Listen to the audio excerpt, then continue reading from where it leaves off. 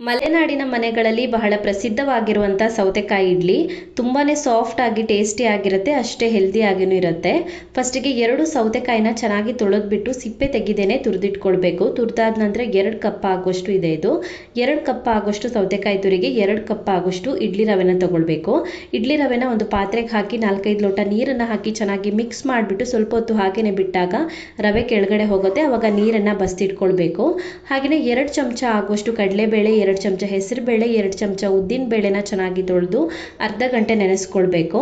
ನಂತರ ರವೆ ನೆಂದಾದ ನಂತರ ರವೆಯಿಂದ ನೀರನ್ನು ಹಿಂಡ್ಬಿಟ್ಟು ಇನ್ನೊಂದು ಪಾತ್ರೆಗೆ ಹಾಕಿ ಅದಕ್ಕೆ ತುರಿದಿಟ್ಕೊಂಡಿರುವಂಥ ಸೌತೆಕಾಯಿ, 1 ಕಪ್ ಆಗೋಷ್ಟು ತೆಂಗಿನಕಾಯಿ ತುರಿ, ನೆನೆಸ್ಕೊಂಡಿರುವಂಥ ಬೇಳೆ, ಸಣ್ಣಗೆ ಹೆಚ್ಕೊಂಡಿರುವಂಥ ಕೊತ್ತಂಬರಿ ಸೊಪ್ಪು, ಶುಂಠಿ, ಹಸಿಮೆಣಸಿನ್ಕಾಯಿ, ಕರಿಬೇವು ಮತ್ತು ರುಚಿಗೆ ತಕ್ಕಷ್ಟು ಉಪ್ಪನ್ನು ಹಾಕಿ ನೀರು ಸೇರಿಸ್ತೇನೆ ಕಲಿಸ್ಕೊಂಡ್ಬಿಟ್ಟು ನಂತರ ಇದನ್ನು ಬಾಳೆಲೆ ಮೇಲೆ ಹಾಕಿಬಿಟ್ಟು ಬಾಳೆಲೆನ 4 ಕಡೆ ಮಡಚಿಬಿಟ್ಟು ಇಡ್ಲಿ ಅಟ್ಟದಲ್ಲಿ 15ರಿಂದ 20 ನಿಮಿಷದವರೆಗೂ ಬೇಯಿಸ್ಕೊಂಡ್ರೆ ಆಯಿತು. ತುಂಬಾ ರುಚಿಯಾಗಿ ಸಾಫ್ಟ್ ಆಗಿರುವಂಥ ಸೌತೆಕಾಯಿ ಇಡ್ಲಿ ರೆಡಿ ಆಗುತ್ತೆ.